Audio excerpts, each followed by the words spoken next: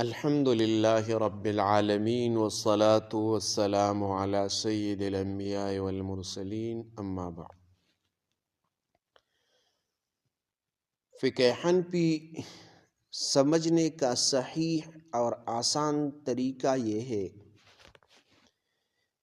کہ اسے مرحلہ وار اصول کے ساتھ پڑھا جائے۔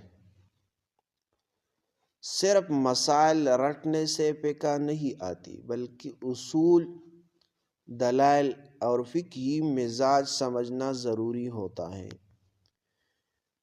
میں آپ کو واضح، عملی اور آزمودہ طریقہ بتا رہا ہوں۔ نمبر 1، فقہ حنفی کو سمجھنے کی بنیاد کیا ہے؟ سب سے پہلے یہ بات ذہن میں رکھیں، فقہ حنفی قرآن، سنت، فہم صحابہ، اصول اجتہاد سے سیکھے۔ یہ کوئی الگ دین نہیں ہے، بلکہ قرآن و سنت کو سمجھنے کا ایک منظم طریقہ ہے۔ نمبر 2، امام ابو حنیفہ رحمہ اللہ کا منہج سمجھے۔ فقہ حنفی سمجھنے کے لیے امام ابو حنیفہ کا طریقہ جاننا ضروری ہے۔ امام ابو حنیفہ رحمہ اللہ دلائل کی ترتیب یہ تھی: نمبر 1، قرآن، نمبر 2، متواتر یا مشہور سنت، نمبر 3، آثار صحابہ، نمبر 4، قیاس صحیح، نمبر 5، استحسان، نمبر 6، عرف صحیح۔ اس ترتیب کو سمجھے بغیر فقہ حنفی سمجھ میں نہیں آئے گی۔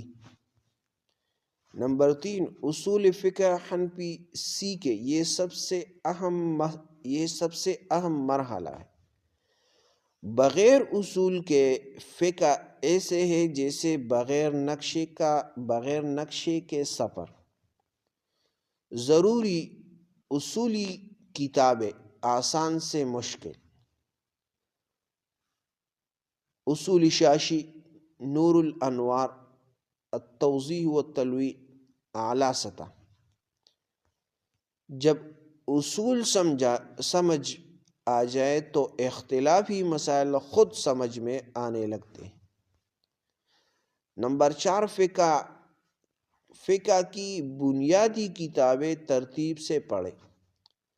ابتدائی درجے کے لیے نور الایضاح، قدوری، درمیانی درجے کے لیے ہدایہ، کنز الدقائق، اعلیٰ درجے کے لیے بدائع الصنائع، فتح القدیر۔ ایک دم بڑی کتاب نہ اٹھائے ورنہ فقہ سے خوف آ جائے گا۔ ایک دم بڑی کتاب نہ اٹھائے ورنہ فقہ سے خوف آ جائے گا۔ نمبر 5، حدیث اور فقہ کا ربط سمجھے۔ اکثر لوگ کہتے ہیں حنفی حدیث نہیں مانتے۔ یہ بات سراسر غلط ہے۔ مثال کے طور پر حدیث میں ہے: لا صلاۃ لمن لم یقرأ بفاتحۃ الکتاب، بخاری اور مسلم دونوں کی یہ حدیث ہے۔ حنفیہ اس حدیث کو امام کے پیچھے مقتدی کے لیے خاص دلائل سے مقید کرتے ہیں۔ فقہ حنفی حدیث کو جمع اور تطبیق کے ساتھ لیتی ہے، ٹکراؤ کے ساتھ نہیں۔ نمبر 6، اختلافی مسائل کیسے سمجھے؟ جب اختلاف آئے تو یہ اصول اپنائے۔ نمبر 1، دونوں دلائل پڑھے۔ نمبر 2، ناسخ و منسوخ دیکھے۔ نمبر 3، عام و خاص سمجھے۔ نمبر 4، صحابہ کے عمل کو دیکھے۔ نمبر 5، امت کے تعامل کو دیکھے۔ یہ سب چیزیں فقہ حنفی میں مضبوطی سے موجود ہیں۔ نمبر 7، استاد کے بغیر فقہ نہ پڑھے۔